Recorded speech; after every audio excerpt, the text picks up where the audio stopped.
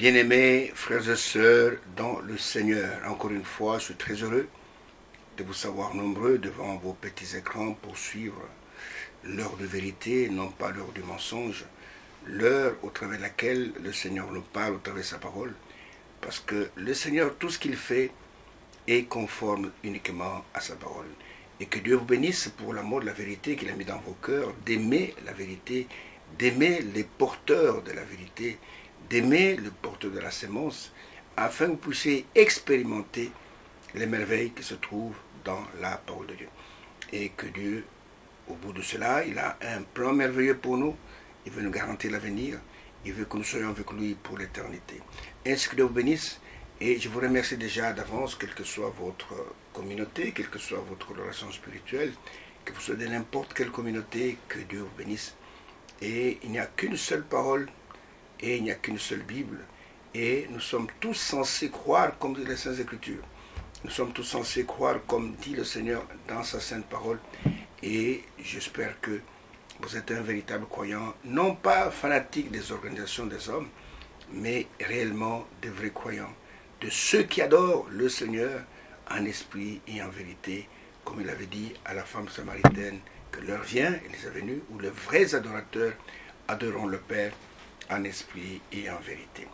Et nous vous disons merci d'abord pour vos prières quotidiennes pour nous, pour tous ceux qui nous soutiennent au travers de leurs prières. Nous vous disons merci pour tous vos soutiens, que ce soit matériel ou tout simplement aussi spirituel par vos prières. Que la grâce du Tout-Puissant repose sur chacun de vous et que pour tout ce que vous faites pour son œuvre, que Dieu puisse vous le remettre en centuple et qu'il puisse aussi fructifier vos activités. Ainsi, quel que soit l'endroit où ces émissions vont vous atteindre, que vous soyez en Afrique, que vous soyez en Europe, que vous soyez aux États-Unis, n'importe où, et Dieu, il est unique, il a aussi un peuple qui est unique, et ce peuple se nourrit de sa parole, selon qu'il a dit que l'homme ne vivra pas de pain seulement, mais de toute parole sur la bouche de Dieu. Et partout la parole arrive, là où il y a les enfants de Dieu, ils se réjouissent d'entendre la parole de leur Père, parce qu'ils connaissent sa voix, et quand ils entendent sa voix, ils peuvent le suivre. Ainsi, merci pour tout ce que vous faites pour son œuvre, et quel que soit votre pays, que la bénédiction vous atteigne, que vous soyez au Proche Moyen-Orient, que vous soyez en Papouasie, n'importe où, que la grâce du Tout-Puissant puisse faire de vous un vrai croyant, et celui qui écoute la parole et qui la met en pratique, et qui se prépare pour le prochain retour de notre Seigneur, qui ne sera plus tardé. Ainsi que Dieu bénisse, pendant que nous nous disons, Seigneur, parle-nous, parce que nous, en tant que tes enfants, nous sommes là pour t'écouter.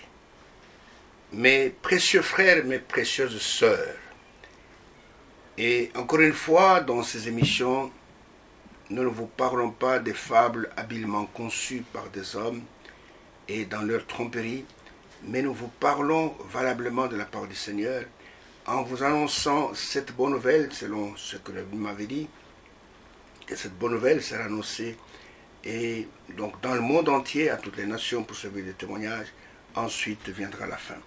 Ainsi, nous croyons que ceux qui sont réellement de Dieu, ceux qui sont du camp de la vérité, ils ont des oreilles pour entendre ce que l'Esprit dit à l'Église. Ainsi, nous sommes dans notre sujet sur la voix de Dieu dans ces derniers jours. Nous sommes réellement à la fin de temps. Malgré que tout ce que les gens peuvent dire, malgré ce que les sages, les scientifiques de ce monde peuvent déclarer, je vous dis, selon la parole prophétique à laquelle nous veillons comme une lampe qui brille dans un lieu obscur, que nous sommes non seulement au temps de la fin, mais nous sommes à la fin des temps de la fin, et les signes annoncés par le Seigneur, les signes annoncés par les prophètes s'accomplissent devant nos yeux, et très peu ont la capacité de voir cela. Ainsi, pendant que ces signes sont en train de s'accomplir, la voix du Tout-Puissant est en train de parcourir toute la terre, avertissant les gens en leur disant « Faites attention, le retour du Seigneur est imminent et les catastrophes, les jugements vont s'abattre sur cette terre. Il n'y a qu'un seul moyen d'y échapper, un seul endroit où vous pouvez vous réfugier, c'est en Christ. Mais très peu font attention à cela. Chacun est occupé à ce qu'il fait, à ses projets. C'est comme c'était du temps de Noé, les gens étaient occupés à manger, à boire, à faire beaucoup de choses, à bâtir, à tout ce que vous voulez. Mais quand le déluge est venu, ils furent surpris et ils furent emportés.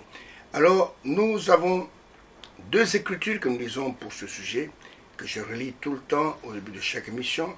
Nous allons relire encore Ésaïe au chapitre 40, le 5 premier verset. Ésaïe 40, du verset 1er au verset 5. Il est écrit: Consolez, consolez mon peuple, dit votre Dieu.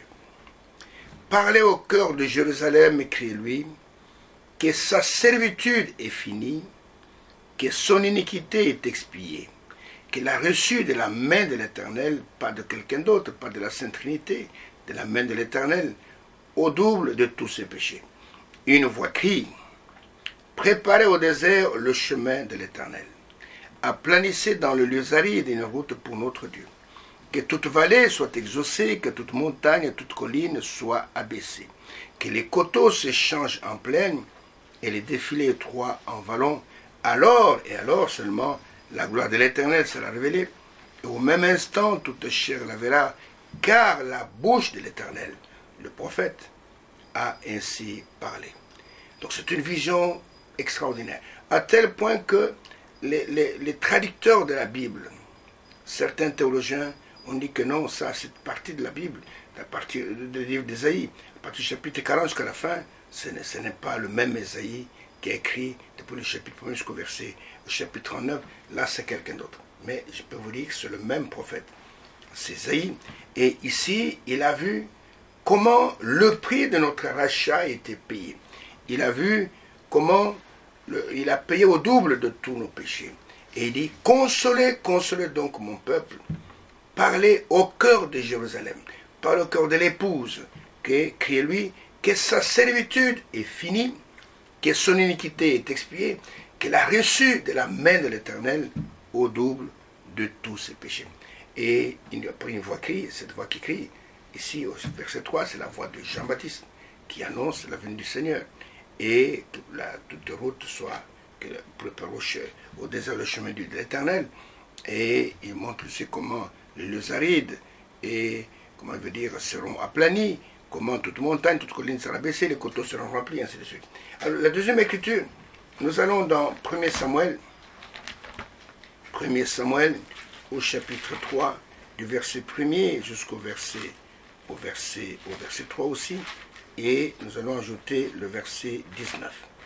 Là, il est écrit ceci: Le jeune Samuel était au service de l'Éternel devant Élie. La parole de l'Éternel était rare en ce temps-là. Les visions n'étaient pas fréquentes. En ce même temps, Élie, qui commençait à avoir les yeux troubles et ne pouvait plus voir, était couché à sa place. La lampe de Dieu n'était pas encore éteinte et Samuel était couché dans le temple de l'Éternel où était l'arche de l'Éternel. Et verset 19, il dit: Samuel grandissait, l'Éternel était avec lui, et ne laissa tomber à terre aucune de ses paroles. Il ne laissa tomber à terre aucune de ses paroles.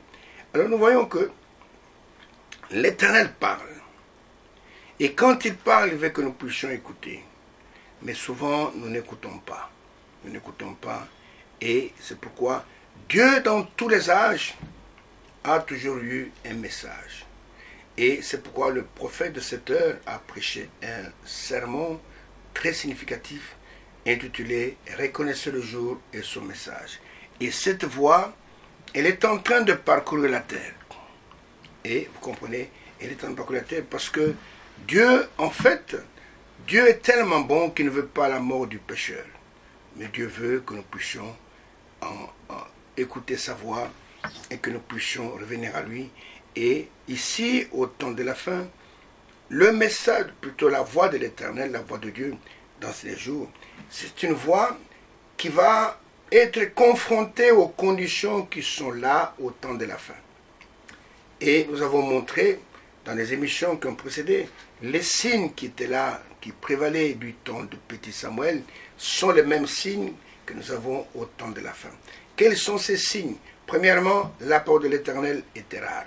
Aujourd'hui aussi, la parole de Dieu est rare. Beaucoup de théâtres, beaucoup de falsifications sont là, mais la porte de l'Éternel est rare. Deuxièmement, il nous est dit que les visions n'étaient pas fréquentes, le surnaturel n'est pas fréquent. Les gens ne sont pas habitués à Dieu parce que Dieu est surnaturel. Et nous voyons que c'est pourquoi que Satan les amène très loin, parce que Dieu est surnaturel, sa parole est surnaturelle, ses œuvres sont surnaturelles, et comme il ne voit pas ça, alors il s'adonne à des idoles, à des choses de néant. Et nous avons vu aussi que les yeux, en ce même temps, les yeux du sacrificateur devenaient troubles, et nous avons comparé cela à l'aveuglement spirituel des conducteurs religieux, qui sont incapables de voir ce que Dieu fait aujourd'hui, qui sont imbus de leur titre d'archevêque, c'est pas moi de tout ce que vous voulez, de beaucoup de titres, mais incapables de discerner, incapables de comprendre, de voir ce que Dieu fait dans notre temps. Et nous voyons qu'ils sont nombreux, ils sont là, ils ont des grandes églises, ils ont des grandes cathédrales, mais pose-leur la question, monsieur, qu'est-ce que Dieu a dit pour notre temps? Ils sont incapables de vous dire exactement ce que Dieu a dit aujourd'hui. Ils peuvent vous prendre cette Bible, c'est une forêt. Cette Bible, les gens entrent dedans, ils prennent n'importe quel verset, ils tirent, je sais pas moi, le nom de leur église là-dedans, et ils font beaucoup d'histoires, ils lisent des histoires qu'ils interprètent eux-mêmes, et c'est une forêt. Si vous n'avez pas le guide, et le guide de l'église c'est le Saint-Esprit, vous allez tout simplement vous perdre. Et beaucoup n'ont pas le guide que le Saint-Esprit. Alors nous voyons que les yeux du sacrificateur devenaient troubles. Il ne pouvait plus bien voir. Et la lampe de Dieu n'était pas éteinte. C'est ce que nous avons parlé la fois passée. Dieu ne manque jamais de témoins. La lampe de l'Éternel, cette lampe, c'est la parole de Dieu. Et vous comprenez, et comme il est écrit dans le psaume 119, versets 105, que ta parole est une lampe à mes pieds, une lumière sur mon sentier. Et il n'était pas encore éteint, parce que l'Antichrist fera tout pour pouvoir éteindre l'œuvre de Dieu.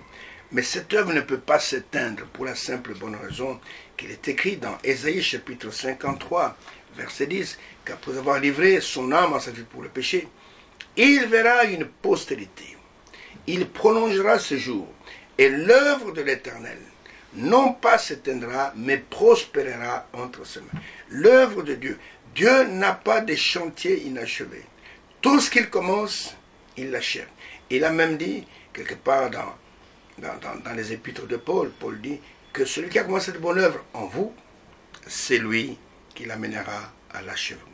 Alors nous voyons que la lampe de Dieu n'était pas encore éteinte. Alors nous voyons que la voix de Dieu, dans tous les âges, rencontre les conditions qui prévalent dans cet âge-là. La voix de Dieu, au temps de la fin, va rencontrer les conditions qui vont prévaloir au temps de la fin. C'est la raison pour laquelle Dieu, en ce temps de la fin, nous a envoyé un prophète puissant. Un prophète avec la parole, parce que nous vivons dans le temps le plus mauvais spirituellement parlant et qui ait jamais existé sur la terre. Nous vivons un temps où le bien est appelé mal, le mal est appelé bien. Les temps de la fin seront des temps de retour à la parole. Les temps de la fin seront des temps de rafraîchissement. Ce seront des temps de rétablissement de toutes choses, comme cela est annoncé dans les Saintes Écritures. Alors c'est pourquoi, malgré la confusion qu'il y a dans le monde, et ne vous tracassez pas, Dieu est à autocommande. Et malgré tout ce que Satan fait pour séduire, la Bible dit qu'aucun élu ne sera séduit. C'est pourquoi, pour ce temps de rétablissement, pour ce temps de rafraîchissement, pour ce temps de retour à la parole, Dieu a pourvu d'un prophète, un prophète puissant, et nous le répétons tout le temps, selon ce qui est écrit dans Malachie au chapitre 4, et verset 5, verset 6. Malachie, le dernier livre de l'Ancien Testament, le dernier prophète. Et là, il est dit, voici, je vous enverrai le prophète avant que le jour de l'Éternel arrive, ce jour grand et redoutable.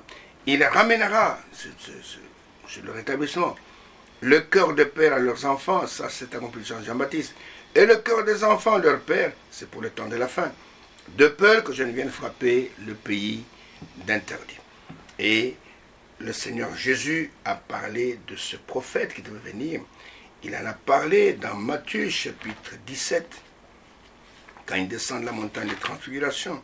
Matthieu chapitre 17, Et voilà ce qu'il dit. Et je prends seulement 2 versets, le verset 10 et le verset 11. Après que les disciples qui l'avaient accompagné, les 3 disciples, Pierre, Jacques et Jean, aient vu sur la montagne le Saint transfiguré. Et à côté de lui, il y avait Moïse, il y avait Élie. Et ils ont posé une question en disant ceci pendant qu'ils descendent de la montagne, verset 10. Les disciples lui posèrent cette question, pourquoi donc les scribes disaient-ils qu'Élie doit venir premièrement? Il répondit, il est vrai qu'Élie doit venir et rétablir toutes choses. C'est pour notre temps. C'est le temps de rétablissement de toutes choses. Et l'apôtre Pierre nous a fixé pour le temps de rétablissement de toutes choses. Et il en a parlé dans Actes au chapitre 3, Actes chapitre 3, verset 19 jusqu'à verset 21. Et écoutez ce que l'apôtre dit. Repentez-vous donc et convertissez-vous pour que vos péchés soient effacés, afin que des temps de rafraîchissement viennent de la part du Seigneur et qu'il envoie celui qui vous a été destiné, Jésus, que le ciel doit recevoir jusqu'au temps du rétablissement de toutes choses dont Dieu a parlé anciennement par la bouche de ses saints prophètes d'autrefois. Donc, les temps de réfléchissement viendront et Jésus doit être retenu au ciel, doit être gardé au ciel. Donc, il ne peut pas descendre. Il ne peut pas y avoir de seconde venue si ces temps ne sont pas d'abord manifestés. Et ces temps, c'est au travers un prophète puissant que le Seigneur va le faire. Et c'est un temps où la parole qui a été falsifiée, qui a été piétinée, sera remise sur le, je peux dire, sur le porte-lampe, communément appelé chandelier, mais c'est le porte-lampe, et nous devons vivre avec cela. Donc vous avez beaucoup de gens aujourd'hui qui vous disent Jésus revient bientôt. Si Jésus revient bientôt, je vous pose aussi la question, où est l'Élie qui devait venir? Où est l'Élie qui devait accomplir, qui devait, dans son ministère, le temps de rétablissement de toutes choses? Comme le Seigneur a dit qu'il est vrai qu'Élie doit venir et rétablir toutes choses. Où est cet Élie-là? Et le Seigneur doit être retenu au ciel jusqu'à ce que tout soit rétabli, que la parole soit restaurée, et c'est seulement après cela que l'enlèvement va intervenir, et vous comprenez, et Jésus va rencontrer son épouse dans les airs. Et nous voyons que beaucoup de gens, ils ont la foi, mais la foi qui n'est pas biblique. C'est pourquoi dans ces émissions, nous vous parlons du message biblique du temps de la fin. Vous comprenez? Et la voix de Dieu, dans ce dernier temps, doit rencontrer, vous comprenez, les conditions qui prévalent au temps de la fin. C'est comme quand vous prenez un médicament, vous allez par exemple, on fait des examens, on fait ce point culture d'urine qu'on sort, et on vous dit, écoutez, vous avez telle bactérie, vous avez tel microbe dans votre corps. Alors on va vous prescrire des antibiotiques, on va donner des antibiotiques qui peuvent combattre, qui peuvent être en mesure de vaincre cette infection. Et c'est la même chose dans le spirituel. Et on nous montre ce qui va arriver au temps de la fin. Et Dieu nous a envoyé suffisamment de puissance et d'antibiotiques spirituels pour éradiquer complètement ces infections.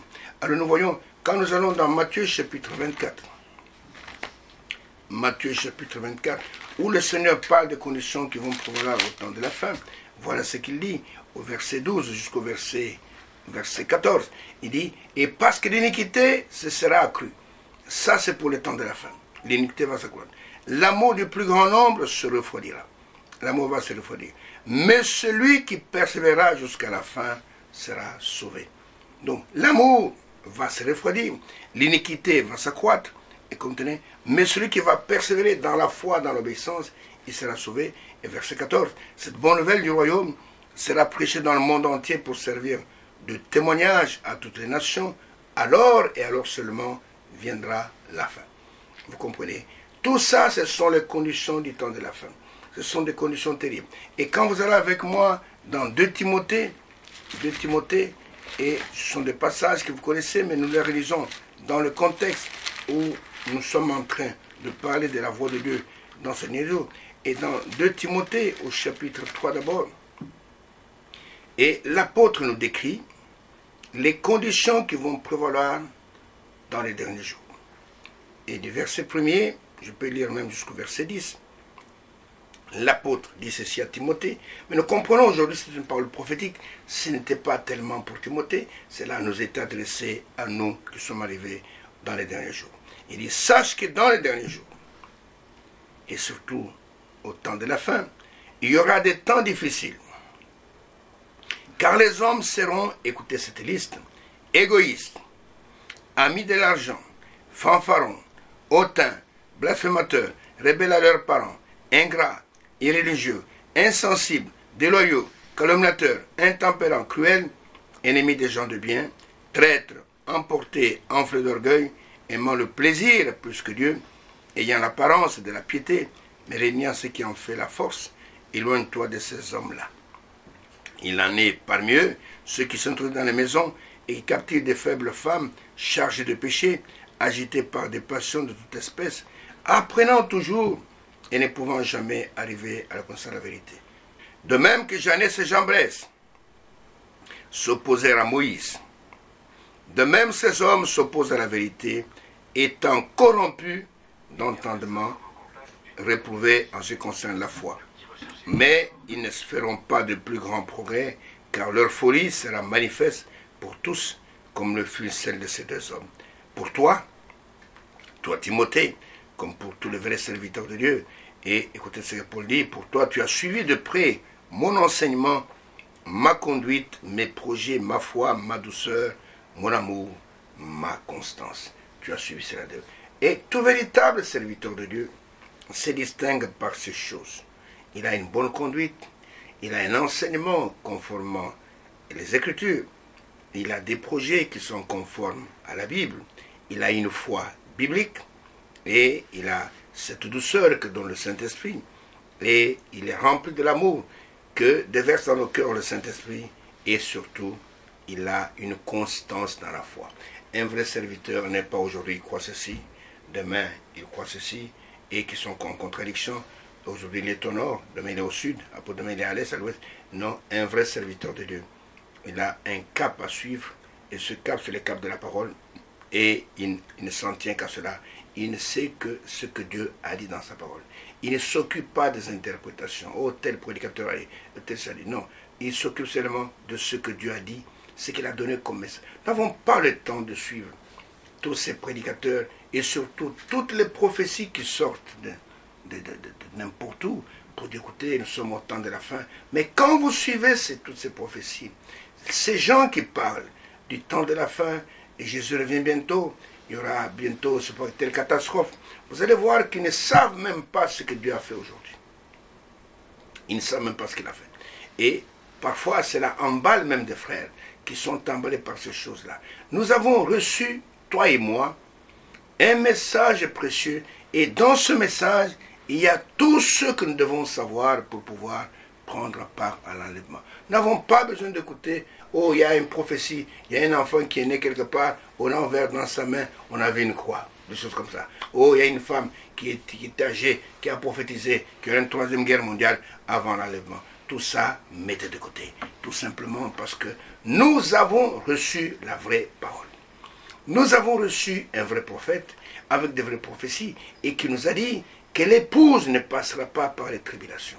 Il n'y aura pas de troisième guerre mondiale avant que l'épouse ne soit enlevée. Vous comprenez? Mais nous voyons, ce sont les conditions du temps de la fin. Voilà ce que seront les hommes au temps de la fin. Et dans 2 Timothée chapitre 4, du verset 1er au verset 5, toujours la même chose. L'apôtre dit ceci à Timothée, « Je t'en conjure devant Dieu et devant Jésus-Christ, qui doit juger, pas qui doit juger les vivants et les morts, et au nom de son avènement, pas de leur avènement, et de son royaume, pas de leur royaume. Il n'y a qu'un seul propriétaire du royaume. » Et il dit, prêche la parole. Insiste en toute occasion, favorable ou non, reprend, censure, exhorte avec toute douceur en instruisant, car, écoutez, il viendra un temps où les hommes ne supporteront pas la saine doctrine, la vraie parole, mais ayant la démangeaison d'entendre des choses agréables, des choses qui leur plaisent, ils se donneront eux-mêmes une foule de docteurs, selon leur propre désir, détourneront l'oreille de la vérité, c'est qu'avant écouter la vérité, et se tourneront vers les fables. Mais toi, sois sobre en toutes choses, supporte les souffrances, fais l'œuvre de l'évangéliste, remplis bien ton ministère. C'est ça les conditions du temps de la fin. Et le message du temps de la fin doit faire face à toutes ces conditions. Il arrivera un temps où les hommes ne supporteront plus la saine doctrine, la vraie parole inspirée par le Saint-Esprit et enseignée par la postérité qui doit servir le Seigneur, au travers de laquelle l'œuvre de l'Éternel doit prospérer. Et quand cette postérité parle, tous ceux qui n'ont pas de Dieu grincent les dents. Mais eux-mêmes se donneront une foule de docteurs, selon leurs propres désirs, afin que ces faux docteurs puissent leur parler selon leur entendement, selon leur désir. Mais les vrais enfants de Dieu, ils s'attacheront, ils s'accrocheront à la parole de Dieu. Ainsi, nous voyons que le message du temps de la fin va trouver ses conditions sur la terre. Ne vous en faites pas, ceux-là qui sont ici, qui vont détourner de la vérité, pour se trouver les fables, mais les vrais enfants de Dieu, la sémence prédestinée, ne se détournera pas de la parole de Dieu. Aucun élu ne sera trouvé dans des fausses interprétations. Tous ceux qui prêtent de fausses interprétations, écoutez-moi bien, surtout vous qui prétendez avoir reçu le message, tous ceux qui prêtent de fausses interprétations sur le tonnerre, sur ceci, écoutez-moi bien, ils ne verront pas l'enlèvement. Dans l'enlèvement, il n'y aura que la Vierge pure. Qu'est-ce que c'est que la Vierge pure? C'est celle qui a reçu uniquement la sémence de son mari, de son fiancé. Et il n'y aura aucune femme qui a reçu une sémence étrangère. Les interprétations, ce sont des sémences étrangères. Et dans l'enlèvement, il n'y aura que ceux qui ont obéi à l'évangile et qui ont été scellés du Saint-Esprit qui avait été promis. Parce que le Saint-Esprit, selon Actes chapitre 5, verset 32, n'est donné qu'à ceux qui obéissent à l'évangile. Et l'apôtre Paul, dans Romains chapitre 1er, il dit que j'ai reçu l'apostolat. Écoutez ce qu'il dit, l'apostolat pour mener les païens à l'obéissance de la foi. Okay? Et dans Romains chapitre 1er, du verset 1 au verset 5, l'apôtre dit ceci, Paul, serviteur de Jésus-Christ, appelé à être apôtre, mis à part pour annoncer l'évangile de Dieu. Évangile qui avait été promis auparavant de la part de Dieu par ses prophètes dans les Saintes Écritures. Il concerne son fils, pas un prophète, né de la postérité de David, selon la chair, déclaré fils de Dieu, avec puissance, selon l'esprit de sainteté, par sa résurrection d'entre les morts, Jésus-Christ notre Seigneur.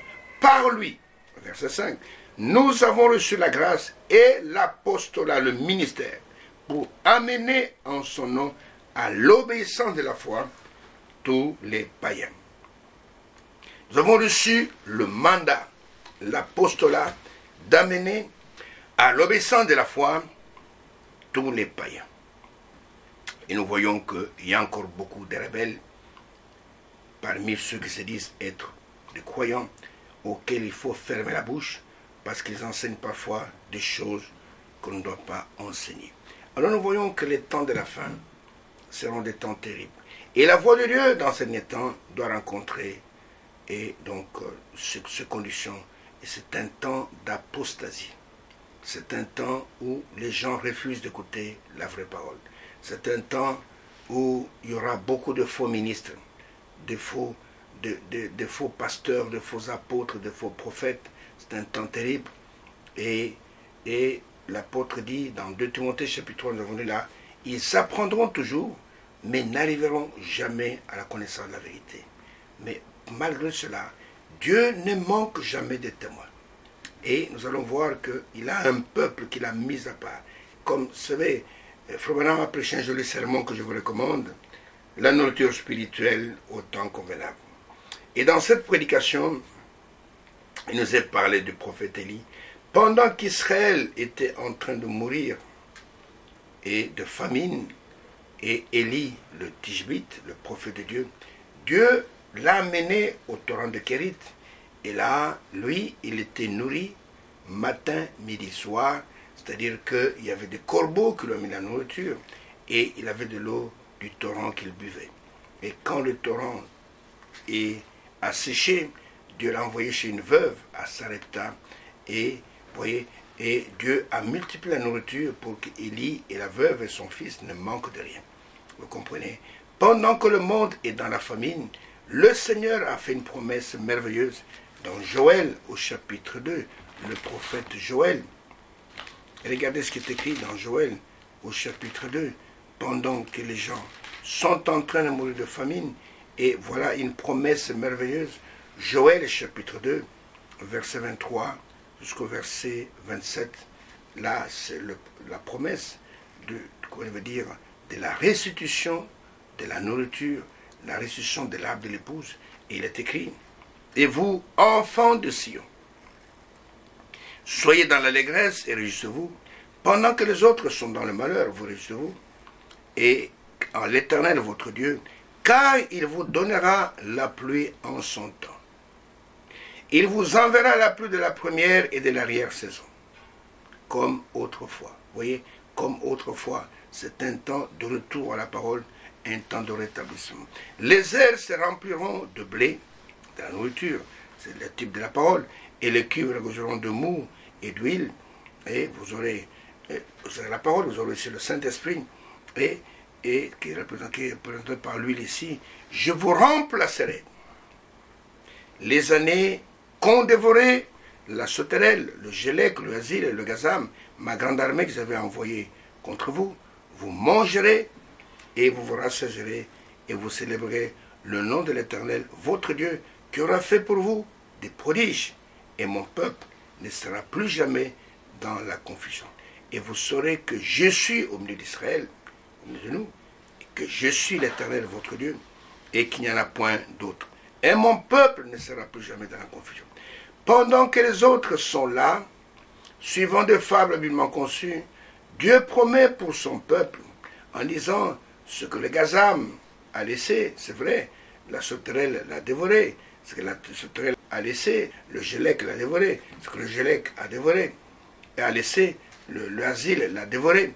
Et nous voyons que pendant que le monde sera dans la famine, mais Dieu va nous donner, va nous restituer, va nous remplacer les années qu'ont dévoré ces 4 insectes qui sont en fait un seul insecte qui se métamorphose.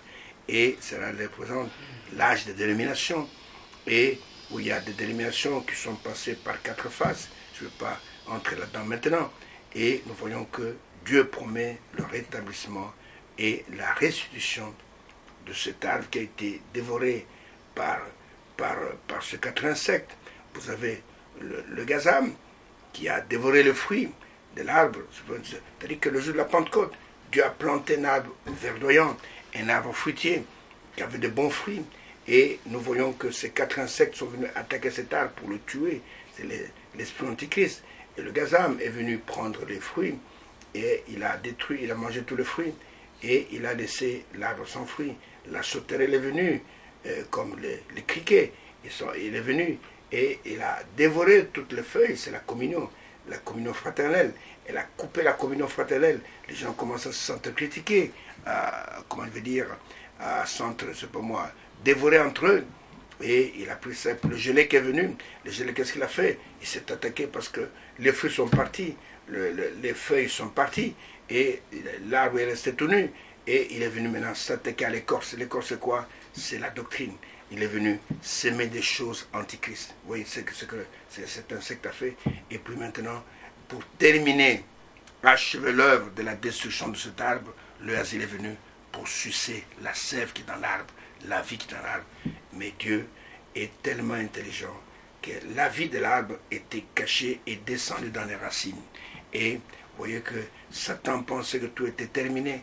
Oh, Satan a tellement tué pendant le Moyen-Âge. Il pensait qu'il était sur un terrain conquis. Et puis, au XVIe siècle, et pendant qu'il pensait que tout était terminé, et voilà que quelqu'un sort de l'organisation, écrit « Le juste vivra par la foi ». C'était Martin Luther. Et il pense que l'Église était morte, la véritable, et que l'Église apostate était restée seule sur le terrain. Mais nous voyons que, et quand Luther est sorti, c'était une renaissance. Et le mouvement qu'on appelait des protestants a commencé. Et cela a évolué jusqu'à arriver dans notre âge, il y a eu les pentecôtistes, et c'est la dernière grande illumination qui est apparue sur la terre. Mais maintenant, c'est l'épouse qui sera manifestée. Et nous voyons que Dieu a promis de rétablir. Pourquoi il va nous donner la bonne nourriture que nous allons manger, que nous allons rassasier? Parce que dans Ésaïe au chapitre 28 plutôt, Ésaïe au chapitre 28, et il est parlé là de quelque chose de terrible qui arrive aussi au temps de la fin. Ésaïe chapitre 28, verset 8 et verset 9. Voilà ce qui est dit, et pour les conditions des temps de la fin. Toutes les tables sont pleines de vomissements d'ordures. Voilà ce qui va arriver à la fin. À la fin des temps, les gens vont aller à l'église. L'église est comparée à un restaurant où on sert la nourriture. On doit servir la bonne nourriture. Mais quand ils arrivent à l'église, on leur sert des vomissements et d'ordures. Toutes les tables, sans exception, sauf une seule, c'est la table du Seigneur, où il dit que je vous remplacerai les années qu'on dévorait, la sauterelle, le gazam, la zénacée, le gélec. Et nous voyons ici, Ésaïe a regardé, et toutes les tables sont pleines de vomissements d'ordures, et il n'y a plus de place. Écoutez, à qui veut-on enseigner la sagesse? Parce que tout le monde est sage. À qui veut-on donner des leçons? Parce que tout le monde est devenu professeur, enseignant. Est-ce à des enfants qui viennent d'être, c'est vrai, qui viennent de quitter la maman? Non, tout le monde est devenu sage. C'est ça les conditions des temps de la fin. Les gens seront tellement orgueilleux. Les gens penseront connaître tout alors qu'ils ne connaissent rien. Les gens penseront qu'ils sont revêtus alors qu'ils sont nus. Les gens penseront que, c'est pas moi, ils sont dans la lumière alors qu'ils sont dans les ténèbres. Les gens penseront qu'ils sont en train de voir alors qu'ils sont devenus aveugles. C'est ça les conditions du temps de la fin. C'est pourquoi le message biblique du temps de la fin, qui est la voix de Dieu dans ces derniers jours, vient pour nous ouvrir les yeux, pour ôter notre nécessité, tel qu'il est écrit. Je vais vous lire le message qui nous est adressé. Ce message s'adresse à quiconque vit dans cet âge, quelle que soit votre communauté, quel que soit votre pays. Quand vous allez avec moi dans Apocalypse chapitre 3, je vais lire tout le message adressé à l'ange de l'église de Laodicée. Et cet ange, nous le connaissons, c'est William Branham. Il est dit, écrit à l'ange de l'église de Laodicée. Écrit. Laodicée, c'est celui qui n'est ni chaud ni froid. Voici ce que dit l'Amen, celui qui vient clôturer. Le témoin fidèle et véritable. Lui ne mange jamais. Il est fidèle dans la parole de Dieu. Il est véritable, il indique la vérité. Le principe ou le commencement de la création de Dieu. La nouvelle création. Je connais tes œuvres, toi, Laodicée. Je sais que tu n'es ni froid ni bouillant. Puisses-tu être froid, bouillant. Puisses-tu être, tu n'es ni chrétien ni païen. Il n'y a pas un âge comme celui-ci où la confusion est grande, où les païens se présentent comme étant des chrétiens et des chrétiens se présentent comme étant des païens.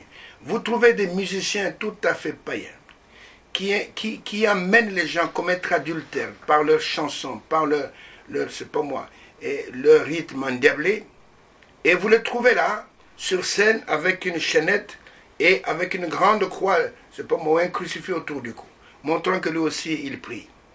C'est cet âge dans lequel nous sommes. Tu n'es ni chaud ni froid. Et on doit voir la distinction entre celui qui croit et celui qui ne croit pas. On doit voir la distinction entre le croyant et l'infidèle. Mais ce n'est pas le cas. Et au verset 16, il dit, puisque tu es tiède et que tu n'es ni froid ni bouillant, je te vomirai de ma bouche. Il n'y a rien qui peut faire vomir, par exemple, comme du lait tiède. Un lait, quand il est chaud, quand on donne du lait, c'est chaud, c'est très bon. Tu peux boire sans problème. Quand ce lait est froid, il est bon. Mais si on te donne du lait tiède, ça va te causer des nausées et tu vas vomir. Et Dieu dit, puisque tu n'es ni chaud ni froid et que tu es tiède, je te dis que je te vomirai de ma bouche. Verset 17. Parce que tu dis, parce que les gens de cet âge, voilà l'esprit de cet âge, tu dis, les gens parlent, ils sont bavards. Je suis riche, je me suis enrichi et je n'ai besoin de rien. Et parce que tu ne sais pas que tu es malheureux, écoutez, misérable, pauvres, aveugles et nus. Ici, les gens sont tous ça, ils sont misérables, ils sont malheureux, ils sont pauvres, ils sont aveugles, ils sont nus, et ils ne le savent pas.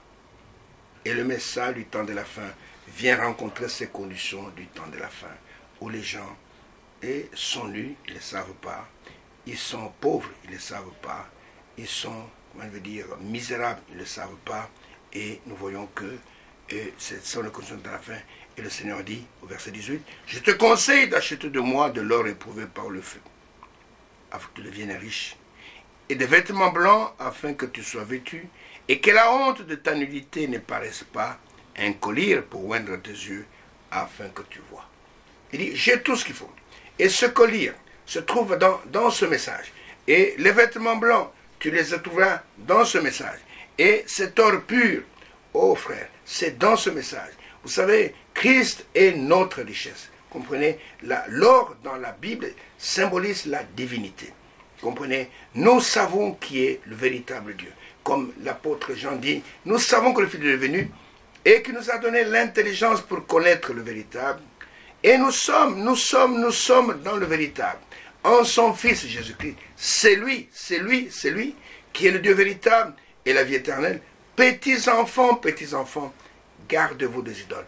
Marie n'est pas une déesse. Marie était un être comme toi et moi, une pécheresse sauvée par grâce. Quand je dis ça, je ne manque pas de respect à Marie. Non, Marie était une pécheresse sauvée par grâce.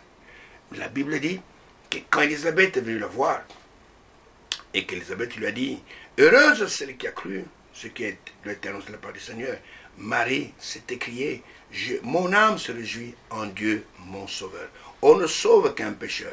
On ne sauve que celui qui est perdu.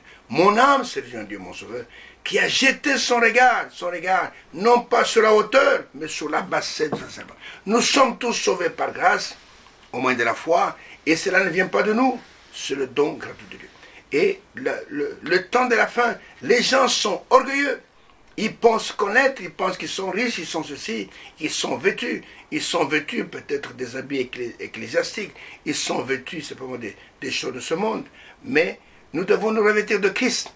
Et si quelqu'un n'a pas Christ, il est tout nu, et il ne sait pas qu'il est tout nu. Et il est revêtu c'est comme Adam et Ève, quand ils sont tombés dans le péché, ils ont cherché des feuilles de figuier pour se couvrir. Et quand le soleil a commencé à briller, ces feuilles ont commencé à sécher, elles ont commencé à craquer. Vous savez, une feuille, quand vous l'ôtez de l'arbre, elle est morte. Dès que vous la détachez de l'arbre, elle est morte. Et tout ce qu'il reste, c'est de sécher. Et nous voyons que, et puis, Dieu, quand il est venu, il n'a pas pris une feuille de figuier. Il a immolé un agneau. Il a répandu le sang d'un agneau innocent. Et il a pris la peau de cette bête. Il a fait des habits pour la peau ensanglantée. Il a fait les habits pour Adam et Ève, montrant par là que plus tard, vous serez revêtus de ma justice. Et nous voyons que dans Ésaïe, au chapitre 64, verset 5, il est écrit que notre propre justice est comme un vêtement souillé. Vous comprenez? Et le Seigneur dit, je te conseille d'acheter de moi de l'or éprouvé par le feu, afin que tu deviennes riche, et de vêtements blancs, afin que tu sois vêtu, et que la honte de ta nudité. Mais aujourd'hui, des gens sont nus, mais n'ont pas honte, ne paraissent pas, et un collier poindre tes enfants que tu vois. Moi, je reprends, je châtie tout ce que j'aime, et donc du zèle, et réponds-toi. Voici, je me tiens à la porte. Et je frappe si quelqu'un entend ma voix, et ouvre la porte de son cœur. Donc je me tiens. D'abord, non, attendez. Voici, je me tiens à la porte. C'est la porte donc de l'organisation. Il a été mis à la porte. Et je frappe. Si quelqu'un entend ma voix, et ouvre la porte, maintenant la porte de son cœur, j'entrerai chez lui, je souperai avec lui, et lui avec moi. Celui qui vaincra, je le ferai asseoir avec moi sur mon trône, comme moi j'ai vaincu, et me suis assis avec mon Père sur son trône. Que celui qui a des oreilles entende ce que l'Esprit dit aux églises. Ainsi, bien-aimés, la voix de Dieu, dans ces derniers jours, c'est le médicament que tout le monde doit prendre pour guérir de tous les maux que Satan a déversés sur l'Église au temps de la fin. Les gens sont orgueilleux, les gens pensent à cela. Et c'est pourquoi, encore une fois, je vais vous laisser suivre un extrait de ce ministère puissant que nous avons fait dans notre temps. Et regardez comment Dieu agit. Regardez comment le vrai ministère agit. Et regardez comment le véritable Saint-Esprit agit. Pas d'agitation, pas de théâtre, pas de ceci, pas faire tomber les gens. Mais regardez comment ce ministère agit. Et si nous le projetons, c'est pour se voir ce que Dieu a fait dans notre temps, dans notre génération. Et nous sommes témoins de cela. Ainsi, je vous laisse encore suivre. Et quand vous aurez, dans quelques minutes, je reviens à vous pour pouvoir conclure. Le même Seigneur Jésus, vous n'avez pas besoin d'être ici en haut, vous avez besoin d'avoir la foi. Croyez simplement Dieu de tout votre cœur et vous aurez ce que vous demandez. Jésus-Christ vous l'accordera pour autant que vous croyez. Mais vous devez avoir la foi.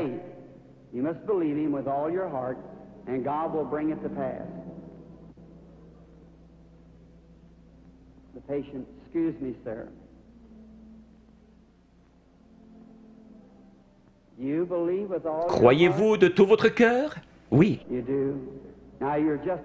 Vous êtes juste un peu excité à cause de la présence de cet être ici.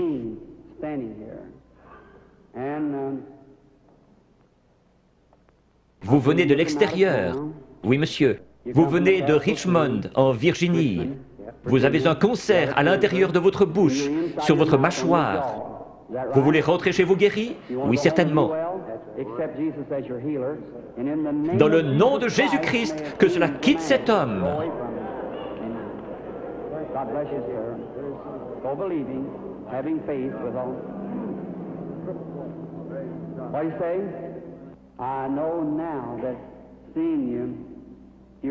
Vous êtes en train de devenir une personne jeune d'apparence, beaucoup plus jeune que ce que vous êtes en ma présence.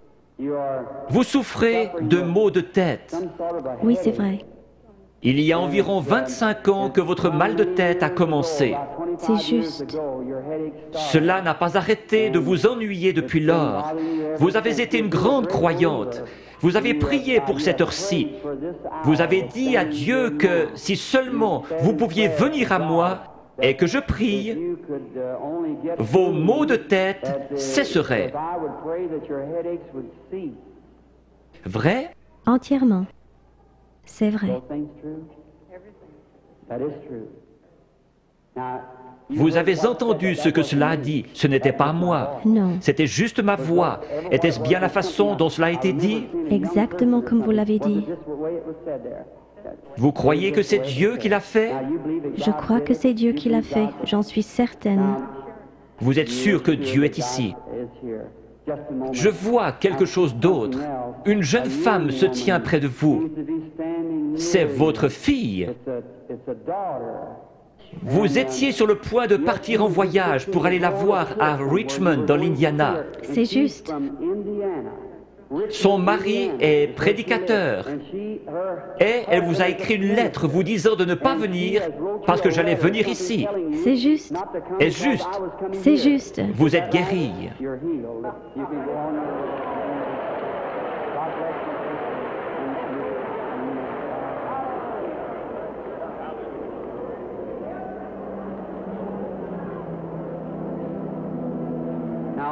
Ayez foi en Dieu.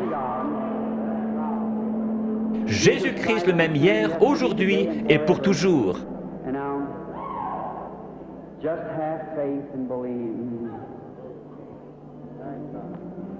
Que Dieu vous bénisse, chère personne de couleur qui criait. Il est toujours prêt à aider les gens dans le besoin.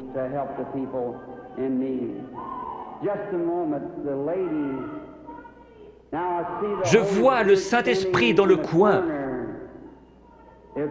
Il est au-dessus d'une dame de couleur qui regarde dans cette direction et qui prie. Elle a une grosseur dans la gorge. Elle a levé la main. Vous acceptez votre guérison, madame? La dame assise juste derrière vous, elle a une grosseur dans son épaule. Levez-vous toutes les deux maintenant, les deux dames de couleur avec des grosseurs. Jésus-Christ vous guérit toutes les deux. Votre foi vous a guéri. C'est parti.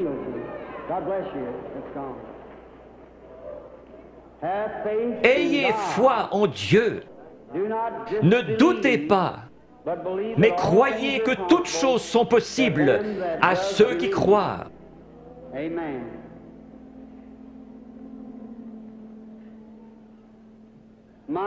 Quelle banque de la foi dans tout ce bâtiment! Tout le bâtiment a vraiment une apparence laiteuse. Vous êtes certainement dans l'Esprit du Seigneur maintenant. Tout pourrait arriver.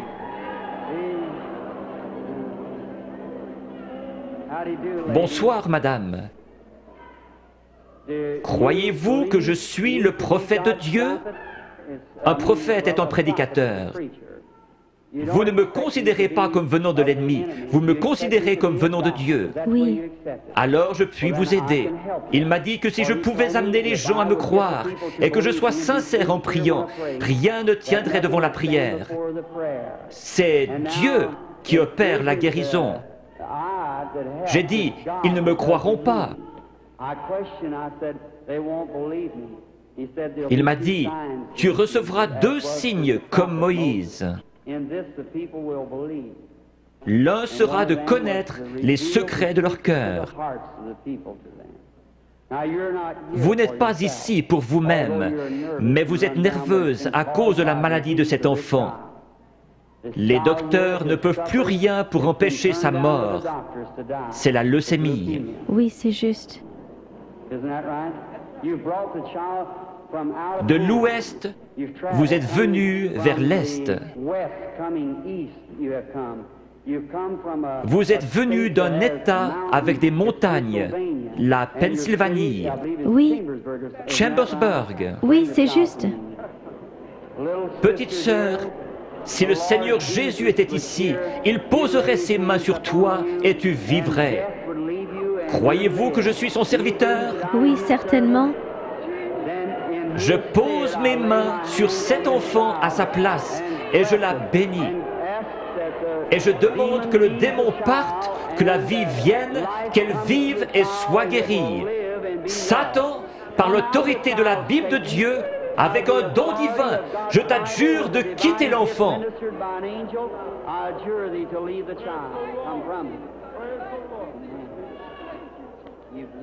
Tu crois que maintenant tu vas bien aller? Que Dieu te bénisse. Tourne-toi et fais signe de la main à la salle. Petite fille avec une foi remarquable. Pense à m'écrire. Croyez-vous que je suis son prophète? Oui. Croyez-vous que Dieu est proche?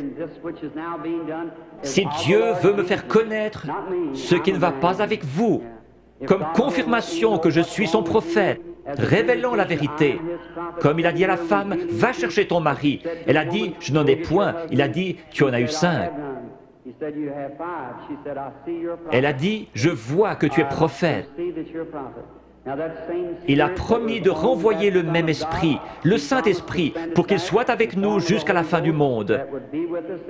Le croyez-vous? Oui. Alors il peut connaître votre problème. Oui. Vous souffrez du cœur. Oui. Que tous ceux qui souffrent du cœur se lèvent. Vous pouvez être guéris. Seigneur Dieu, tu sais à quel point nous sommes faibles. Mais toi, Seigneur, tu es fort. Tu as créé le cœur. Je réprime cette puissance démoniaque qui provoque la maladie de cœur. Qu'elle sorte d'eux au nom de Jésus-Christ. Que Dieu vous bénisse. Vous vous sentez différente maintenant. Oui, c'est vrai. Il y avait vraiment un esprit de ténèbres. Vous souffriez. Vous deviez vous coucher. C'est vrai. C'est parti. Oui. Vous êtes guéri. Merci, Seigneur.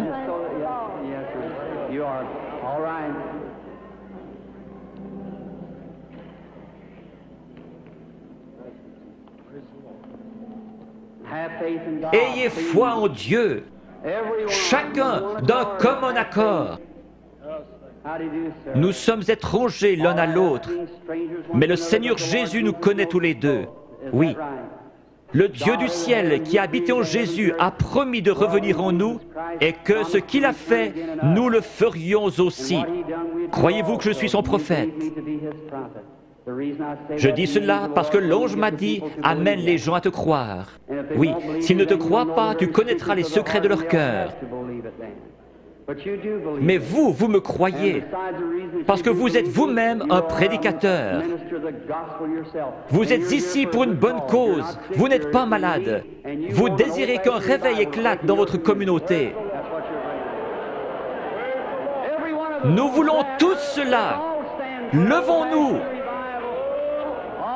Dieu Tout-Puissant, qui a créé les cieux et la terre, je demande que toute puissance démoniaque soit brisée et que la puissance de Jésus-Christ soit manifestée.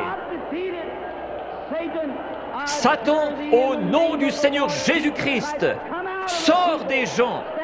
Satan, au nom du Seigneur Jésus-Christ, sors des gens. Je crois que chacun a suivi. Ça n'a pas besoin que je puisse venir vous expliquer quoi que ce soit. Et Dieu se révèle dans la simplicité. Dieu n'est pas un aventurier. Quand il prononce sa parole, il doit l'accomplir. Et vous voyez que ce ministère qui a manifesté devant nos yeux, le ministère du Fils de l'homme, et c'était Jésus dans un homme en train d'accomplir des signes que aucun ecclésiastique ne peut faire. Le Seigneur disait, les œuvres que je fais, c'est le Père qui habite en moi qui le fait. Et vous le ferez aussi si vous demeurez à moi. Et nous voyons que c'est la promesse du Père. C'est la promesse qui était promise, qui est au temps de la fin. Et ce qui s'est passé avec le Seigneur Jésus sera de nouveau manifesté dans le monde entier. Et cette bonne nouvelle du royaume sera prise dans le monde entier. Ensuite viendra la fin. Et que celui qui a des oreilles pour entendre, qu'il puisse entendre, que celui qui a des yeux pour voir. Et c'est différent. Nous n'allons pas à l'église seulement pour devenir des simples acolytes ou bien des simples fanatiques de notre communauté, mais nous allons pour que Dieu nous parle et que Dieu nous révèle sa volonté. Et la volonté de Dieu est que vous puissiez écouter celui que Dieu envoie. Et regardez, vous avez regardé comment Dieu a agi dans la simplicité, dans notre génération, révélant même les secrets du cœur, révélant chose impossible à un homme normal, parce qu'il n'y a que Dieu qui connaît cela. Et il a fait cela, c'est pour que toi et moi, nous soyons attirés, que nous puissions voir qu'il y a quelque chose de nouveau, quelque chose de spécial qui se passe devant nos yeux. Et ça, c'est le signe précurseur montrant que le Seigneur n'est pas loin, qu'il est à la porte. Et que ce message que vous entendez, la voix de Dieu, qui vient rencontrer les conditions du temps de la fin, il est venu pour préparer une épouse qui sera une épouse parole, parce que l'époux est une épouse parole, afin que toi et moi, nous puissions croire véritablement que les Saintes Écritures, que nous soyons scellés du Saint-Esprit, lequel Saint-Esprit nous transportera vers notre époux dans les airs, et nous serons avec lui pour l'éternité.